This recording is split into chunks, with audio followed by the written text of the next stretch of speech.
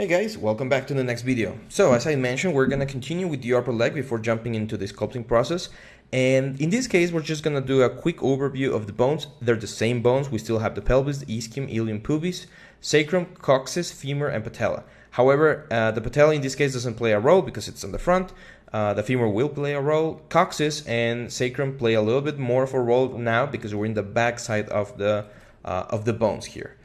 Now, let's just quickly jump into the muscles, which is the main or most important part. I got this captures from a 3D model because I couldn't find a skeleton that gave me all the information that I needed, but this is going to be good enough for us to work with. So, what do we have here? Well, we got two big muscles called the gluteus medius and gluteus maximus. I'm going to start with the gluteus medius. Gluteus medius is going to be up here. It's going to create a big volume here. It's going to attach itself from the pelvis to the femur, and then the gluteus maximus is pretty much your butt cheek, the biggest muscle on your butt here. It's gonna it's gonna have a very big area to occupy, and this is the main muscle. That's why it gets this very powerful name, which is maximus, because it's a really big muscle. Of course, both of these muscles are surrounded by a lot of fat, and that's what gives the butt its roundiness. Now, if you try to get the abstract shape of the butt, I would suggest you try to look at it as a butterfly.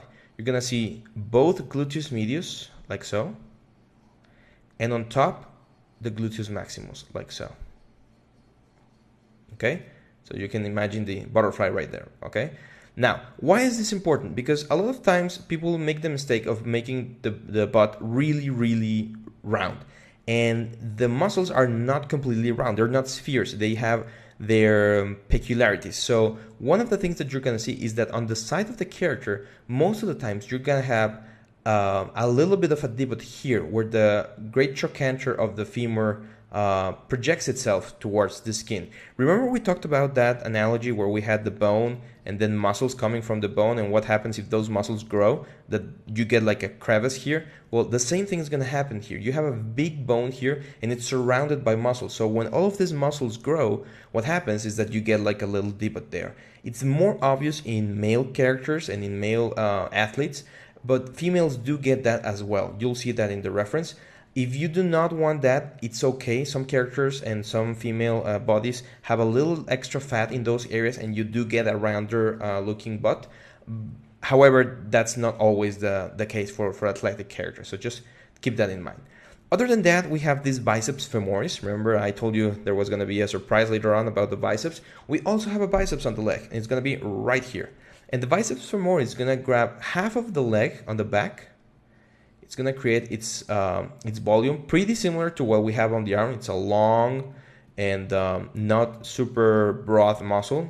It's again like a loaf of bread. And it's going to throw its tendon to the outer side, like so. And then we got this muscle called the semitendinous. And it's very similar to the bicep. It's just going to be closer to the center line. And instead of throwing its tendon to the outer side, it's going to throw its tendon to that big bulge of connective tissue I talked about in the past lecture. Remember, where the sartorius pretty much connects as well. So it's going to join all of those different muscles from the inside of the leg on this very thick connective tissue area right there. Okay, so just keep this in mind. The important thing about this is that here on the bottom side of the leg, you're gonna have this division, this kind of like V division with the tendons. And once we see the lower leg, you're gonna see that there's another kind of B division there, and it might seem like we get a hollow thing here. However, this hollow thing gets filled with fat and connective tissue, and you're gonna have, rather than a hollow diamond shape, more like a square bulge coming out. We'll see that in the sculpture as well. Cool. Now let's jump onto the side view, which I believe is the fun part here. In the side view of the character, we're looking not at the inner side but the outer side. We're gonna see a very interesting thing. Hopefully, some of you guys looking at the video are baseball fans. I am not, but we're gonna use a baseball reference because it works. And the reference we're gonna use is the following. If you've ever seen a baseball glove, I'm sure everyone has. The baseball glove has the fingers, the palm, the thumb, and the net. right? Well, we're gonna find this exact same shape right here. I'll show you how. The center point right here, which is, I believe, one of the places where you catch the ball, it's this right here. It's the femur, the great trochanter of the femur, the poking thing of the bone that pushes against the skin. That's gonna be this center point of the glove. Now, at one side, where the finger is, this one right here, we're gonna have a muscle called the extensor fasciae latae. And the extensor fasciae latae, it's pretty much a very, it's a small muscle, it's actually not that big, but it connects itself to a very long connective tissue that I'm going to draw. It connects itself to a very long connective tissue that pretty much holds muscles, including the vastus lateralis, together. It's kind of a net that covers everything here. And this net is very important because it's a very straight looking thing on the knee. Remember, we have the lateralis and everything, and we have this very straight looking silhouette. Thanks to the extensor fasciae latae that gives us that very straight looking silhouette. Now, beneath the fasciae latae is a very, again, it's a thick connective tissue. On one side, you're going to have the vastus lateralis. So you're going to see something like that. And it, again, it covers pretty much half the side, like so. And on the front side here, you're going to have the rectus femoris, remember, which was one of the heads of the quads. Again, show that, but I'm just drawing it for you so that you can understand where those things are. Finally, we're gonna see the biceps femoris here on the back. All of this part, it's part of the biceps femoris. And look at this, this is very interesting. It happens similar to what we saw on the forearm. If we have a very straight line here, we're gonna have a curved line here. And then when we hit the lower leg, it's gonna change because we're gonna have a very straight line here and we're gonna have a curved line here on the back. So again, that water metaphor where one thing pushes and the other one follows, that keeps us showing, or it keeps showing throughout the body. So keep that in mind because it's very, very important. Lastly, the gluteus medius and gluteus maximus, those two, the butt, those two are gonna come here and they represent this looking thing from the glove. So you're gonna see, oh come on Photoshop, you're gonna see these lines here. In just a second, as soon as this thing draws it. I think it's the Ctrl-C that's freaking my Photoshop, apparently. Let's just give it a second. So these two, the gluteus medius and the gluteus maximus, again, they are two separate muscles that, thanks to their closeness and to the fat tissue that's going to be surrounding them, give the appearance of having a very round butt. So just, that's for you to think of. Seems like we lost Photoshop. No, there it is. It's just processing all the traces. There we go. Just one more second and we should be good. There we go. Let's jump into our reference. So let's start with this because that's the part that I feel like people always mess up in regards to the butt. The thing that I was talking about, these are the volumes. Oh, again, I always forget about my layer. There we go. So this is the iliac spine following along. This is where we would find the dimples. In this case, in this character, we do not have that. And beneath this, we're going to have the first wing of the butterfly. See there? That's the volume. Then the second wing, the gluteus maximus. And as you can see, the gluteus maximus actually comes down pretty far here on the character. Again, on this side, that's the big wing, small wing. And see how we get this like curvature here? This shadow here really allows us to define that. Well, that's important because that's exactly what I was talking about. It's not completely round. You do get a little bit of a change there. No matter, let me see here, no matter how big or how toned the butt is, you will get a little bit of a shadow there. So always take that in mind. Now, from this view, we can easily see, again, all the glutes, finishing here on the underside. This is the iliac spine,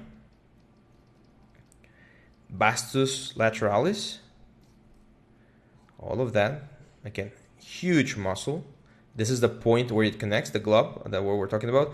The extensor fasciae latae, again, it's not a big muscle. You won't really see it poking through the skin, but it's right there. And then here on the back, this thing, you can see the division there, how this throws like a fiber to this side. and then how this kind of rolls around to this other side and we get that triangle looking stuff. Well, this one right here, that's the biceps femoris. There we go. And this one right here is the semitendinous, going to the inner side, to this part right here, which again is where all the connective bundles from the sartorius, from all the inner muscles from here, all of those muscles connect here and they make this big bulge that gives us the nice looking roundness on the inside of the knee. Again here, iliac spine, everything coming from there, curvature over there. My great trochanter would be right here. In this case, this character has a little bit more fatty tissue, therefore we don't see such a big dimple. And then gluteus major, and then gluteus maximus right there. See how far it goes? It's like at the shoulder. It really goes far, but sometimes we forget about that. Vastus lateralis all this way around, like so. That's biceps femoris back here. And this would be extensor fasciae latae right here with the fascia latae as a connective tissue, pretty much holding everything together. And here in the back, I wanted to show you this, which is the V thing that I was talking about. So you could make out like an invisible division right here. That's the biceps femoris coming to one side.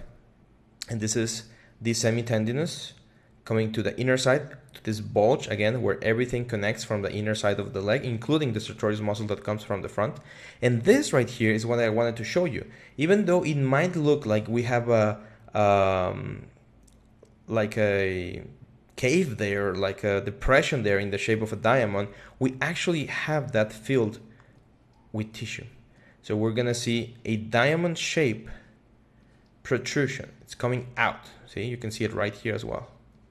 It's coming out. So even though we have, again, the diamond shape from the tendon from both the leg and the lower leg, you will see that this pokes out. If you see the leg from the side, let me get like a dark, you will have the butt here, and then very straight curve here, knee.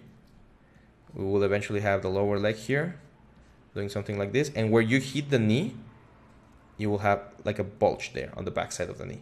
That's very, very common. And a lot of people forget that, and they give it more depth than it usually or should have. So be careful of that. Okay, now that we've covered all of the muscles from the lower leg, or the upper leg, we will jump into ZBrush and we will be sculpting the whole upper leg. So get your software ready, get your project ready, and I'll see you guys in the next video.